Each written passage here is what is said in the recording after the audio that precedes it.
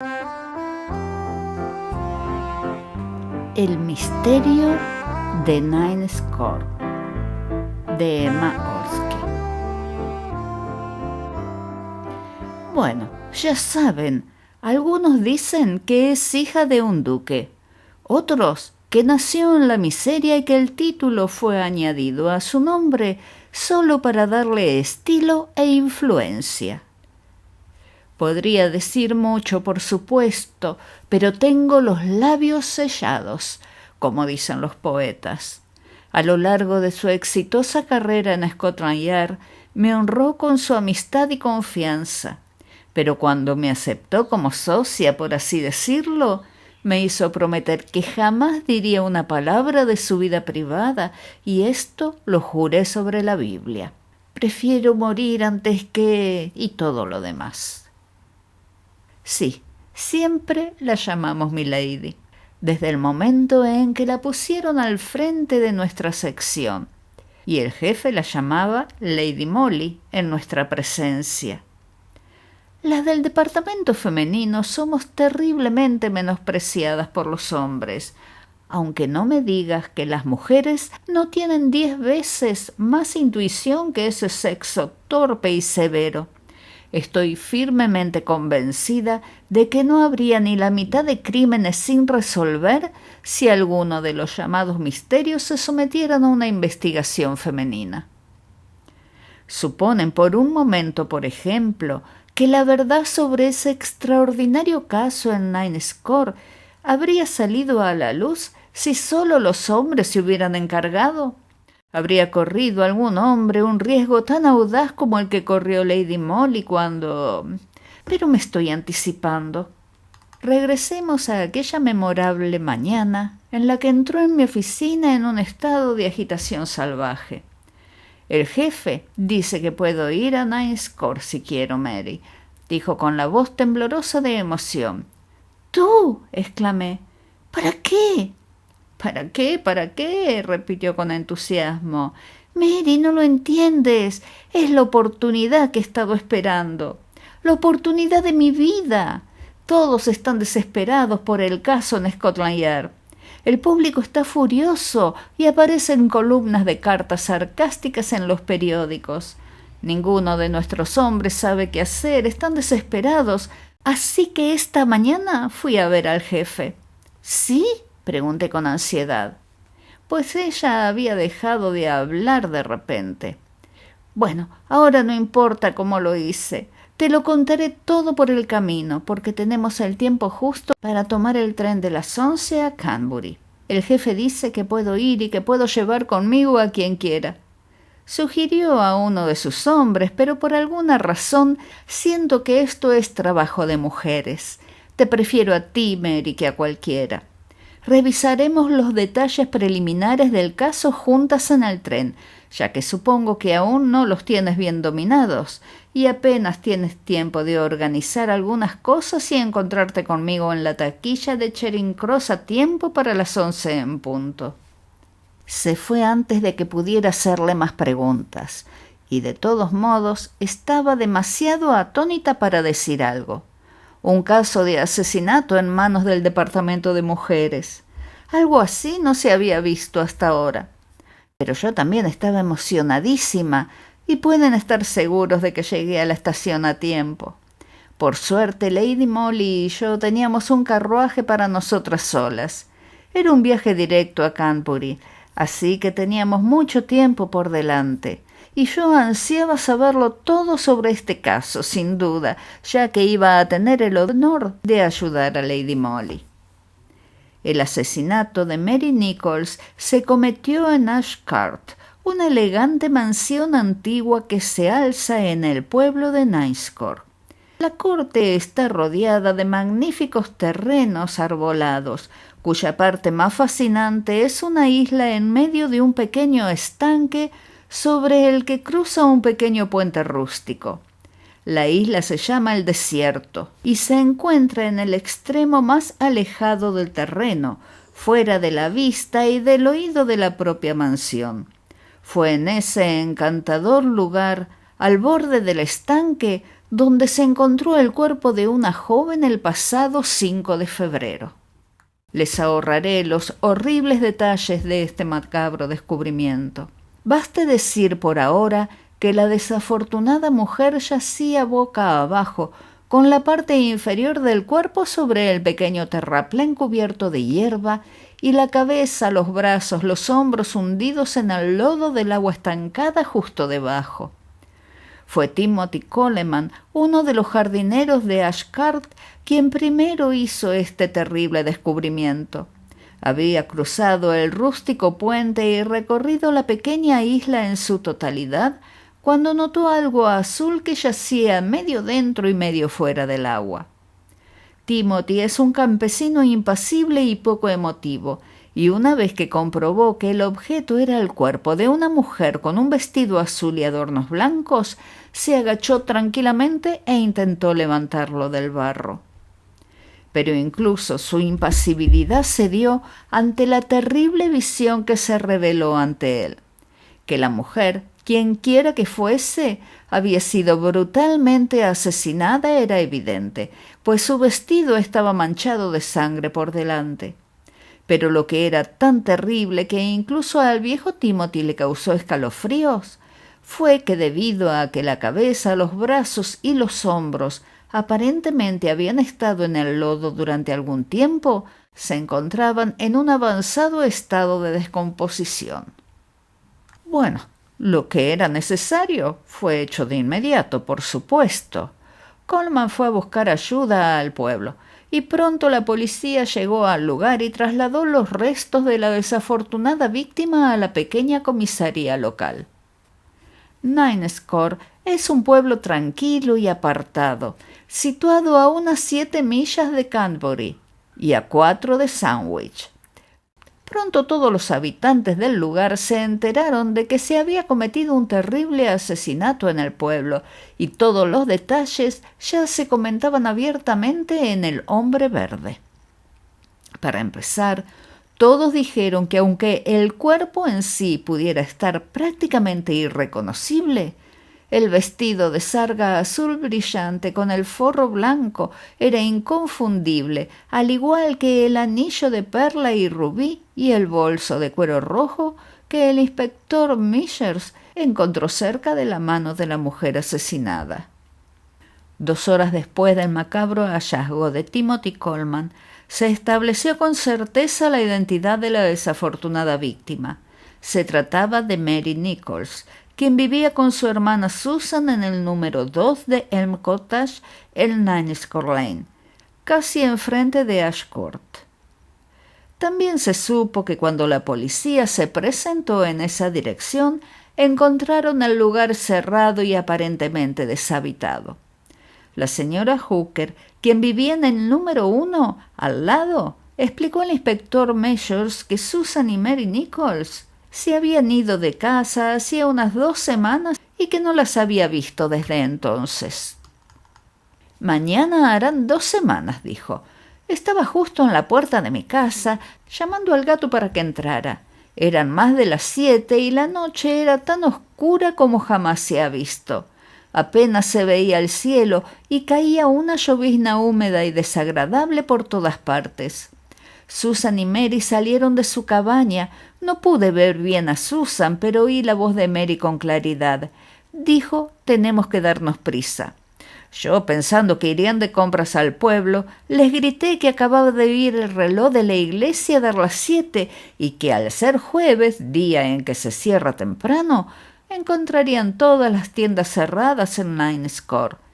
Pero no me hicieron caso y se fueron hacia el pueblo, y esa fue la última vez que las vi. Preguntar más a los aldeanos me reveló muchos detalles curiosos.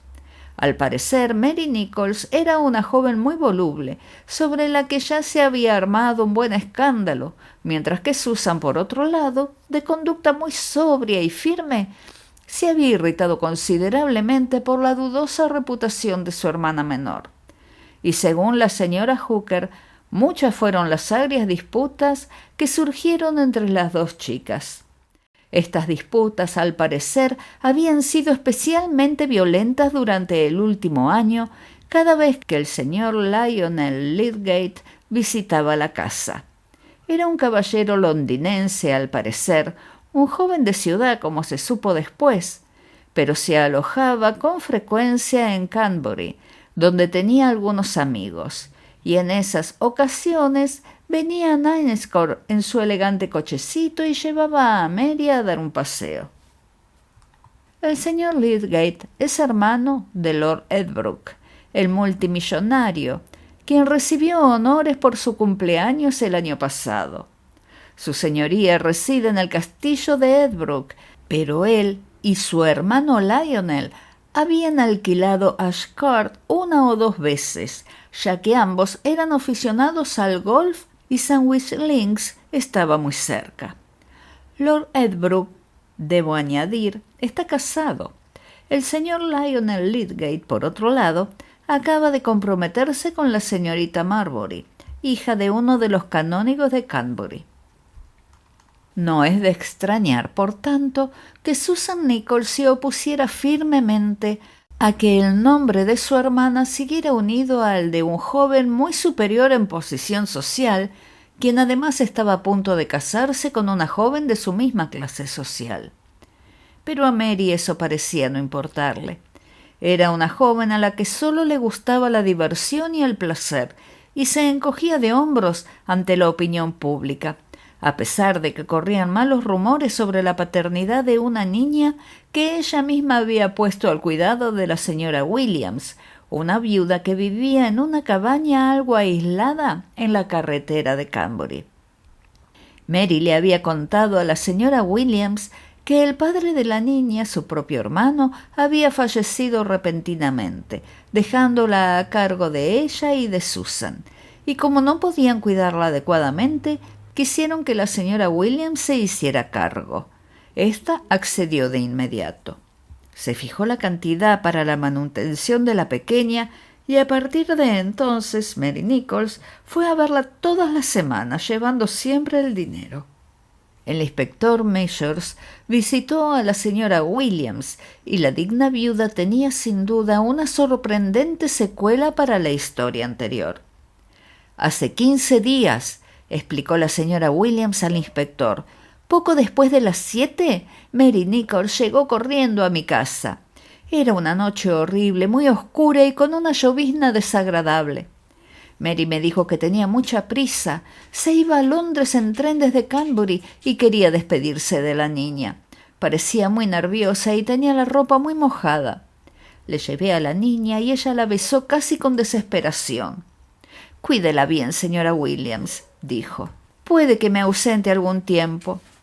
Luego dejó a la niña y me dio 2 libras, la suma suficiente para cuidarla durante 8 semanas.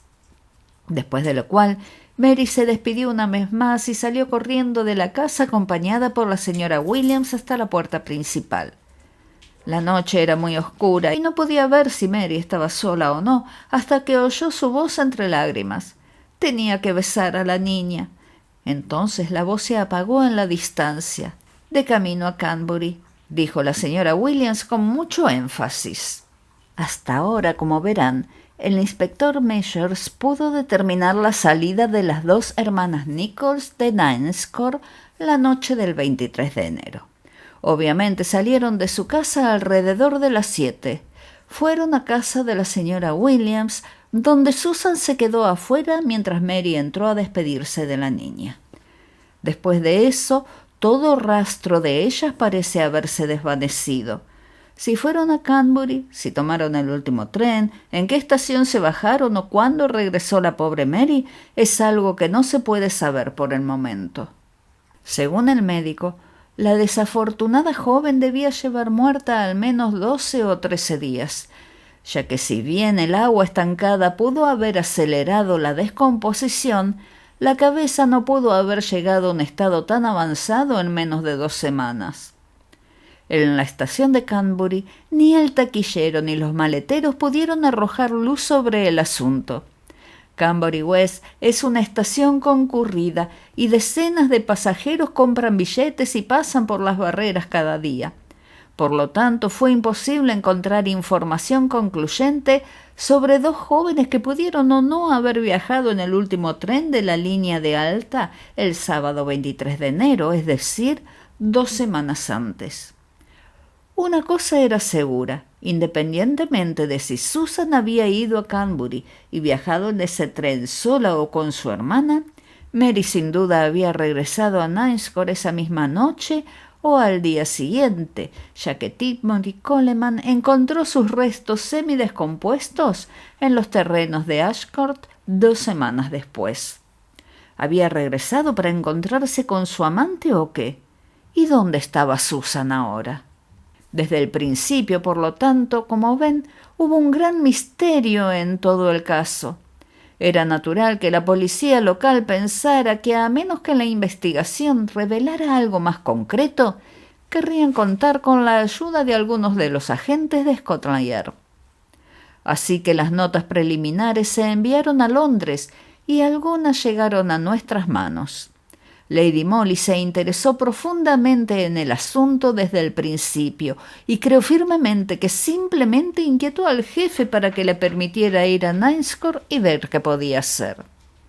Al principio se entendió que Lady Molly solo iría a Canbury después de la investigación si la policía local seguía necesitando ayuda de Londres, pero nada más lejos de las intenciones de milady que esperar hasta entonces.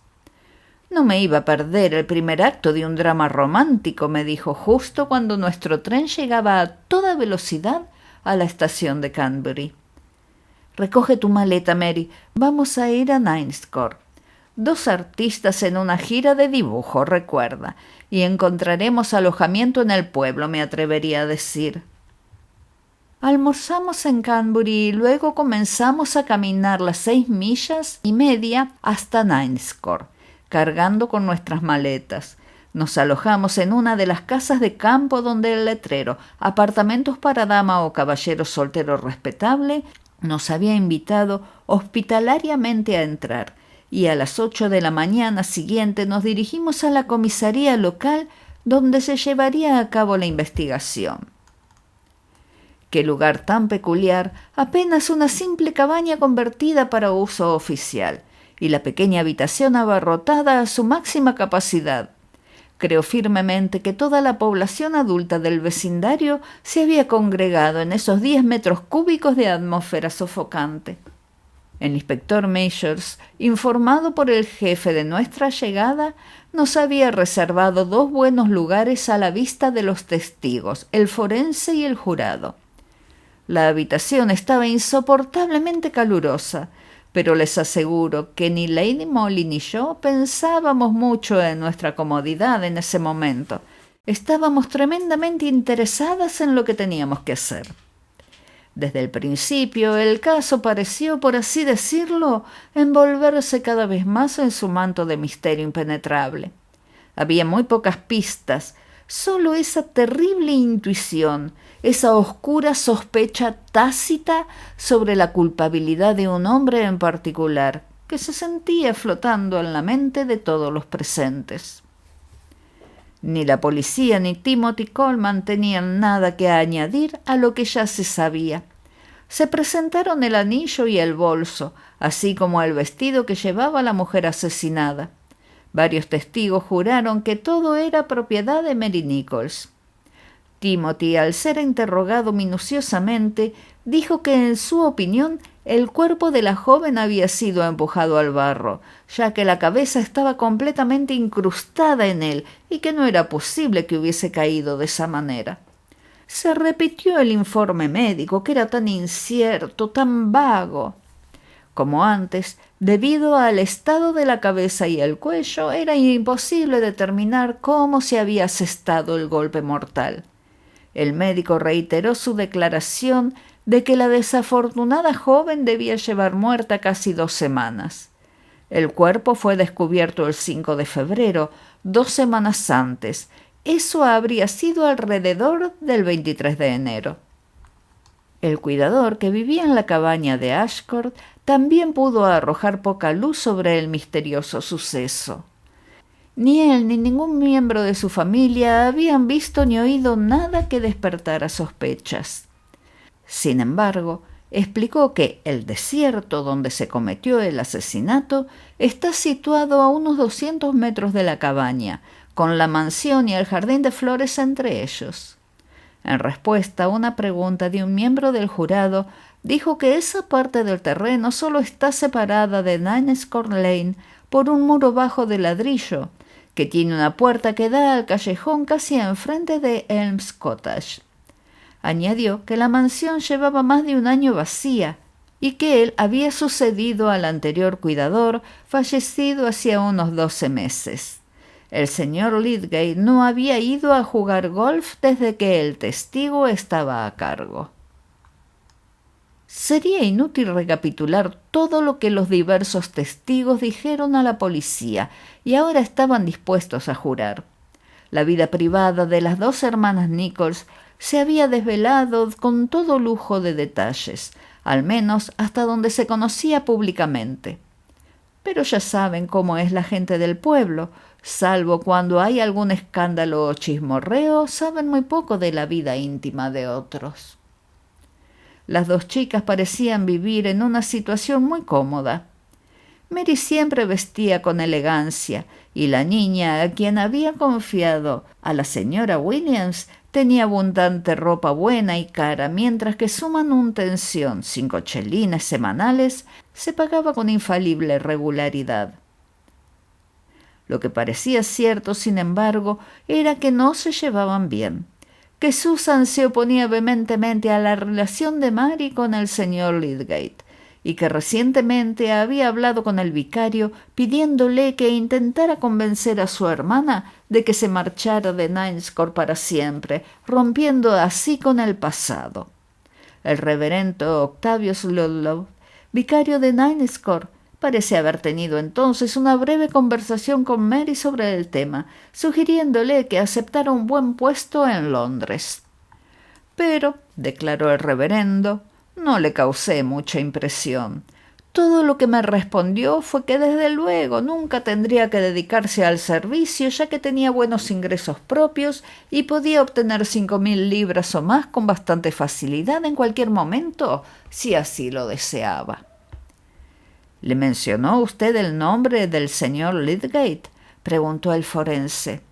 Sí, lo hice, dijo el vicario tras una breve vacilación. Bueno, ¿cuál fue su actitud entonces?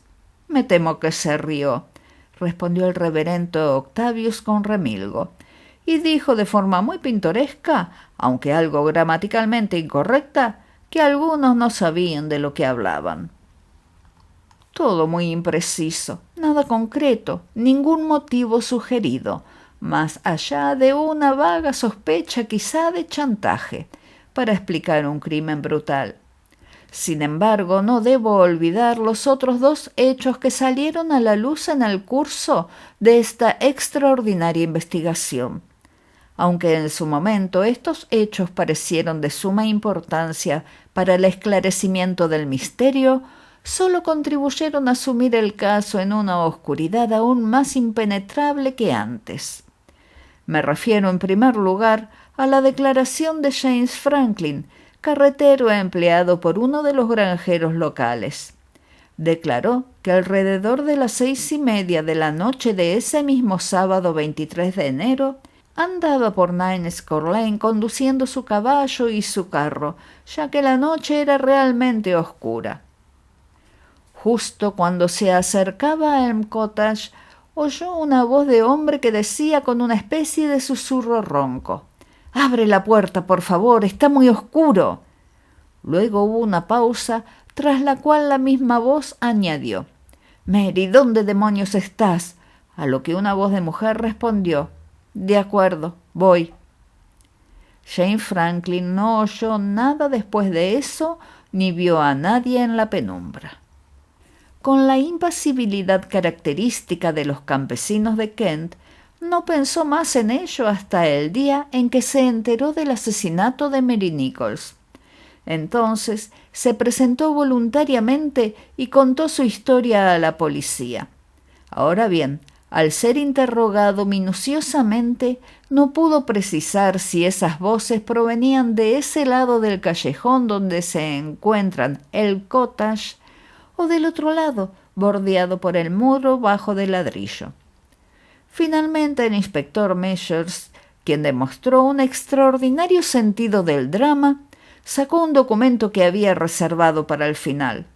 Se trataba de un trozo de papel que había encontrado en la cartera roja de cuero ya mencionada, y al que al principio no se le había dado mucha importancia, ya que varias personas identificaron la escritura como la de la fallecida, y consistía simplemente en una serie de fechas y horas garabateadas a lápiz en un trozo de papel. Pero de repente estas fechas adquirieron un significado extraño y terrible. Al menos dos de ellas, el 26 de diciembre y el 1 de enero, seguidos de las 10 a.m. Fueron días en los que el señor Lydgate había ido a Ninescore y llevado a Mary a dar un paseo. Uno o dos testigos lo juraron con total certeza. Ambas fechas habían coincidido con encuentros locales de los Harriers, a los que también asistieron otras personas del pueblo, y Mary dijo abiertamente después cuánto los había disfrutado. Las demás fechas, 6 en total, eran más o menos vagas. La señora Hooker recordaba una que coincidía con un día que Mary Nichols había pasado fuera de casa, pero la última fecha garabateada con la misma letra era el 23 de enero, y debajo la hora, las 6 p.m. El forense aplazó la investigación. Una explicación del señor Lionel Lydgate se hizo imperativa. La agitación pública había alcanzado un punto álgido. Ya no se trataba de un mero interés local. Las posadas rurales de los alrededores estaban repletas de visitantes de Londres, artistas, periodistas, dramaturgos y representantes de actores, mientras que los hoteles y propietarios de bares de Canterbury veían florecer sus negocios. Ciertos hechos y una imagen vívida se destacaban con claridad ante la mente reflexiva en medio de un caos de evidencias contradictorias e irrelevantes. La imagen era la de dos mujeres caminando en la noche húmeda y oscura como la boca del lobo hacia Canterbury. Más allá de eso, todo era borroso. ¿Cuándo regresó Mary Nichols a Ninescore y por qué? Para acudir a una cita con Lionel Lydgate, se susurraba abiertamente, pero esa cita, si las notas preliminares se interpretaban correctamente, era para el mismo día en que ella y su hermana salían de casa. Una voz de hombre la llamó a las 6:30, sin duda, y ella respondió. Franklin el carretero la oyó, pero media hora después la señora Hooker oyó su voz al salir de casa con su hermana y después visitó a la señora Williams. La única teoría compatible con todo esto era, por supuesto, que Mary simplemente acompañó a Susan parte del camino a Canterbury y luego regresó para encontrarse con su amante, quien la convenció de entrar en los terrenos desiertos de Ashcart y allí la asesinó. El motivo no era difícil de encontrar. El señor Lionel Lydgate, a punto de casarse, deseaba silenciar para siempre una voz que amenazaba con ser desagradablemente persistente en sus exigencias de dinero y sus amenazas de escándalo. Pero había un gran argumento en contra de esa teoría: la desaparición de Susan Nichols. Su búsqueda había sido ampliamente anunciada. El asesinato de su hermana se publicó en todos los periódicos del Reino Unido. Ella no podía ignorarlo, y sobre todo odiaba al señor Lydgate. ¿Por qué no acudía y reforzaba el testimonio en su contra, si en efecto era culpable? Y si el señor Lydgate era inocente, ¿dónde estaba el criminal? ¿Y por qué había desaparecido Susan Nichols? ¿Por qué? ¿Por qué? ¿Por qué? Bueno, al día siguiente lo sabríamos. El señor Lionel Lydgate había sido citado por la policía para declarar en la investigación aplazada. Guapo, muy atlético y evidentemente terriblemente alterado y nervioso, entró en la pequeña sala acompañado de su abogado, justo antes de que el juez de instrucción y el jurado tomaran asiento.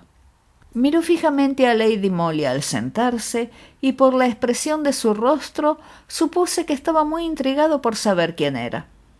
Fue el primer testigo llamado. Con valentía y claridad relató concisamente su relación con la fallecida. Era guapa y divertida, dijo. Me gustaba sacarla a pasear cuando estaba por el barrio. No era una molestia para mí. No tenía nada de malo, dijeran lo que dijeran los chismes del pueblo. Sé que había estado en apuros, como dicen, pero no era asunto mío.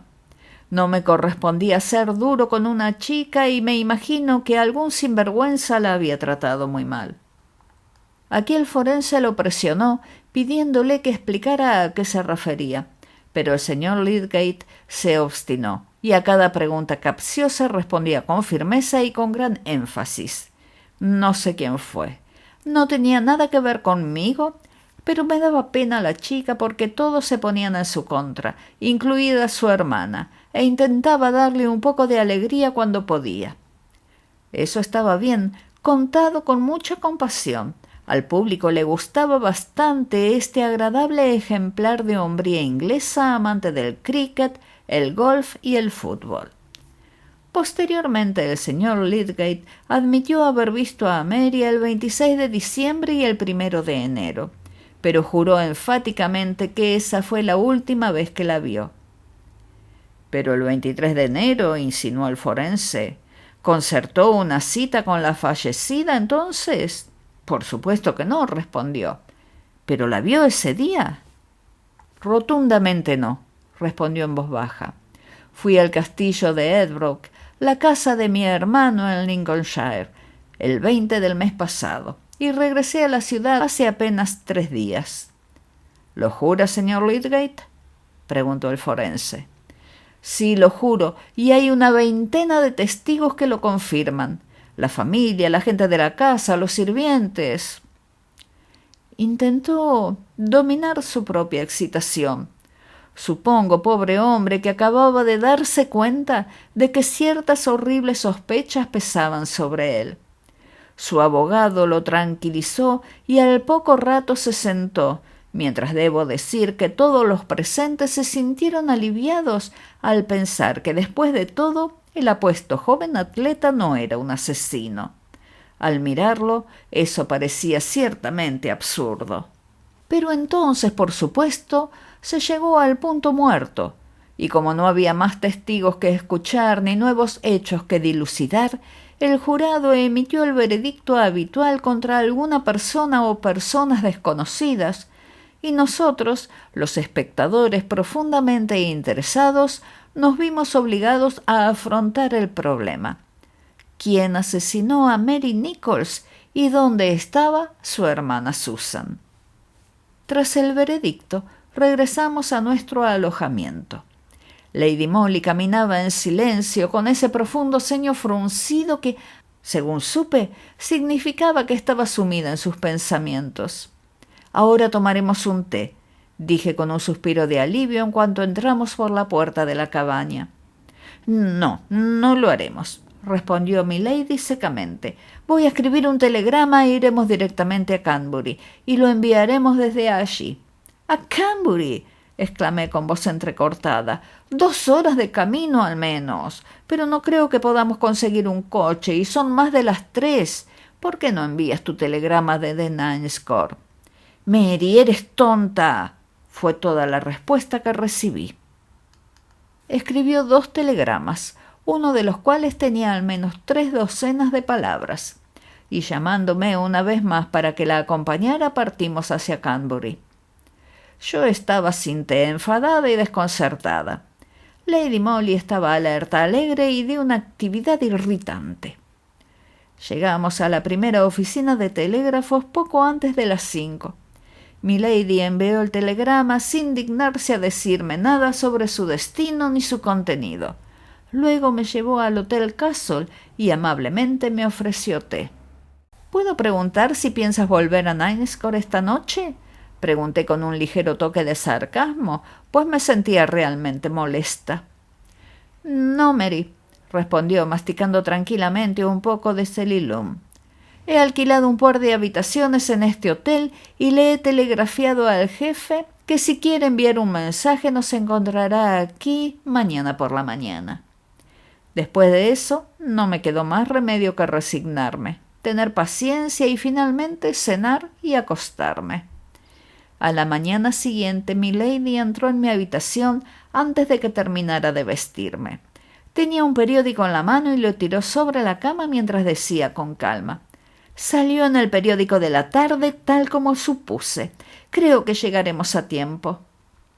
No tenía sentido preguntarle de qué hablaba. Era más fácil coger el periódico y lo hice. Era una edición reciente de uno de los principales diarios vespertinos londinenses, y de inmediato la portada, con su impactante titular, atrajo mi atención. El misterio de Niles Court. El bebé de Mary Nichols se está muriendo. Y debajo un breve párrafo. Lamentamos saber que la pequeña hija de la desafortunada mujer asesinada recientemente en Ashcourt, Niles Court, Kent, en tan terribles y misteriosas circunstancias, se encuentra gravemente enferma en la casa de la señora Williams, a cuyo cuidado se encuentra. El médico local que la visitó hoy declara que no podrá sobrevivir más que unas pocas horas. Al cierre de esta edición, nuestro representante especial en Niles Court desconocía la naturaleza de la dolencia de la niña. «¿Qué significa esto?», exclamé. Pero antes de que pudiera responder, llamaron a la puerta. «Un telegrama para la señorita Granard», dijo la voz del portero. «Rápido, Mary», dijo Lady Molly con entusiasmo. «Le dije al jefe y también a Measures que enviaran un telegrama aquí y a ti». El telegrama resultó ser de Niles Court y estaba firmado por Measures. Lady Molly lo leyó en voz alta. «Mary Nichols llegó esta mañana. La detuve en la estación. Venga enseguida». «¿Mary Nichols? No entiendo», fue todo lo que pude decir. Pero ella solo respondió: «Lo sabía, lo sabía. ¡Ay, Mary, qué maravillosa es la naturaleza humana! Y cuánto agradezco al cielo que me haya dado este conocimiento». Me hizo vestirme rápido y luego desayunamos a toda prisa mientras nos buscaban un coche. Tuve por necesidad que satisfacer mi curiosidad con mis propias deducciones. Lady Molly estaba demasiado absorta como para prestarme atención. Evidentemente el jefe sabía lo que había hecho y lo aprobaba. El telegrama de Measures lo indicaba. Milady se había convertido de repente en una personalidad. Vestida con discreción y con un elegante sombrero ajustado, aparentaba más años de los que tenía, debido también a la seriedad de su semblante. El coche nos llevó a Niles Court bastante rápido. En la pequeña comisaría nos esperaba Measures. Llevaba consigo a Elliot y Pegram, de Scotland Yard. Obviamente, habían recibido órdenes, pues los tres se mostraron sumamente respetuosos. «La mujer es Mary Nichols, sin duda», dijo Measures, al ver pasar a Lady Molly a toda prisa. «La mujer que se suponía que había sido asesinada. Fue ese ridículo párrafo falso sobre el bebé lo que la sacó de su escondite. Me pregunto cómo fue que se publicó eso», añadió con suavidad. «La niña está muy bien». «También me lo pregunto», dijo Lady Molly mientras una sonrisa, la primera que le veía esa mañana, iluminaba su bonito rostro. «Supongo que la otra hermana también aparecerá pronto», replicó Elliot. «Vamos a tener muchos problemas. Si Mary Nichols, la asesinada en Ashcourt, está viva y coleando, entonces ¿quién es la fallecida?» «Me lo pregunto», dijo Lady Molly con la misma sonrisa encantadora. Luego entró a ver a Mary Nichols. El reverendo Octavio Ludlow estaba sentado junto a la joven, que parecía muy angustiada, pues lloraba desconsoladamente. Lady Molly les pidió a Elliot y a los demás que se quedaran en el pasillo, mientras ella entraba en la habitación y yo la seguía. Cuando la puerta se cerró, se acercó a Mary Nichols y con aire severo le dijo: «Bueno, por fin te has decidido, ¿verdad, Nichols? Supongo que sabes que hemos solicitado una orden de arresto contra ti». La mujer lanzó un grito que sin duda era de miedo. «¿Mi arresto?», jadeó. «¿Por qué?». «Por el asesinato de tu hermana Susan». «No fui yo», dijo rápidamente. «Entonces Susan está muerta», replicó Lady Molly en voz baja. Mary comprendió que se había traicionado. Miró a Lady Molly con horror agonizante, luego palideció como un papel y se habría desplomado si el reverendo Octavius Ludlow no la hubiera conducido con delicadeza a una silla. «No fui yo», repitió con un sollozo desgarrador. «Eso tendrás que demostrarlo tú», dijo Lady Molly secamente. «La niña no puede ahora, por supuesto, quedarse con la señora Williams. La llevarán a un hospicio y...» «No, eso no», dijo la madre con excitación. «Eso no, de ninguna manera. Al hospicio», añadió en un paroxismo de lágrimas histéricas. «Y su padre es un lord». El reverendo caballero y yo nos quedamos boquiabiertos, pero Lady Molly había llegado a ese clímax con tanto ingenio que era obvio que lo había adivinado desde el principio y que sólo había engañado a Mary Nichols para que lo admitiera. Qué bien había conocido la naturaleza humana al enfrentar a la joven con su amante. Mary Nichols estaba dispuesta a esconderse, a separarse de su hija aunque fuera por un tiempo, con tal de salvar al hombre al que una vez amó de las consecuencias de su crimen. Pero cuando supo que su hija se estaba muriendo, ya no soportó dejarla entre desconocidos, y cuando Lady Molly la acosó con lo del hospicio, exclamó con orgullo maternal: «¡Al hospicio! ¡Y su padre, un lord!».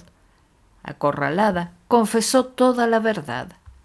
Lord Edbrook, entonces señor Lydgate, era el padre de su hija.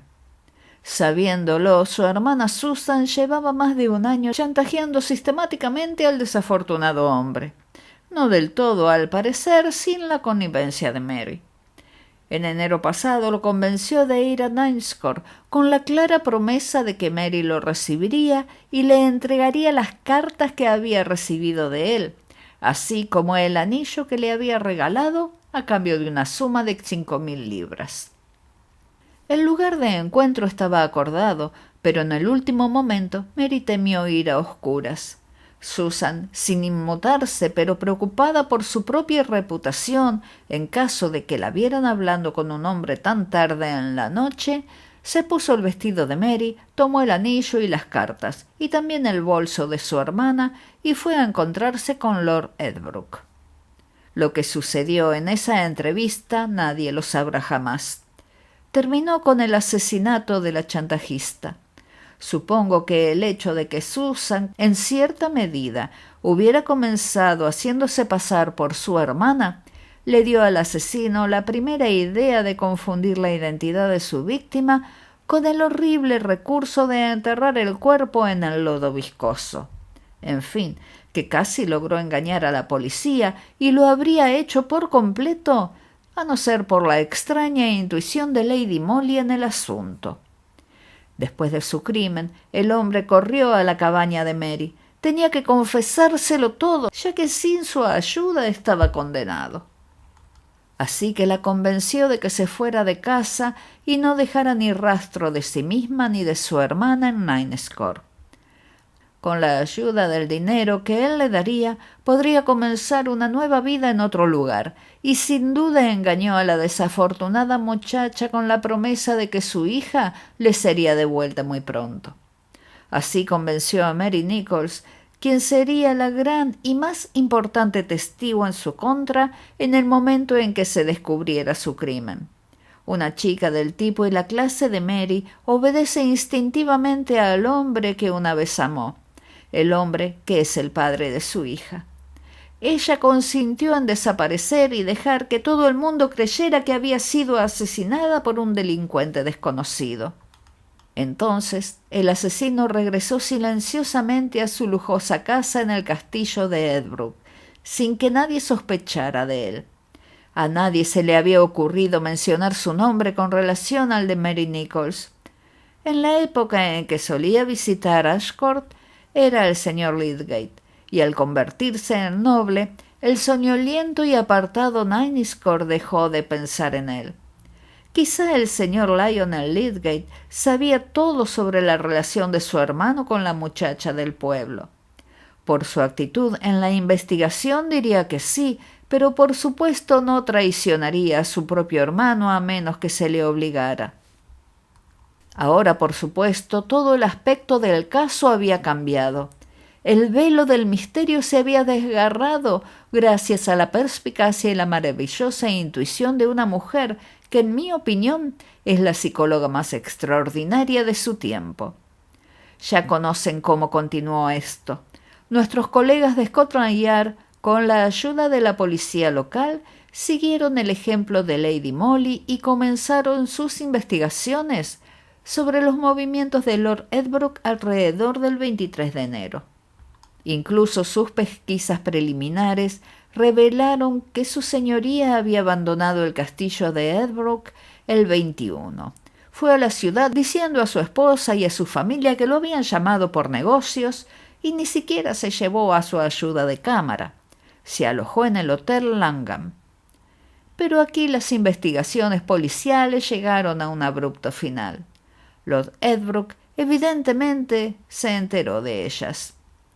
En fin, al día siguiente de que Lady Molly con tanta astucia convenciera a Mary Nichols para que saliera de su escondite y la sorprendiera para que admitiera la verdad, el desafortunado se arrojó frente al tren expreso en la estación de Grantham y murió instantáneamente. La justicia humana ya no puede alcanzarlo. Pero no me digan que a un hombre se le hubiese ocurrido ese párrafo falaz, ni la provocación que hirió en lo más profundo el instinto maternal de la mujer, arrancándole así una confesión que ningún ingenio masculino habría conseguido jamás.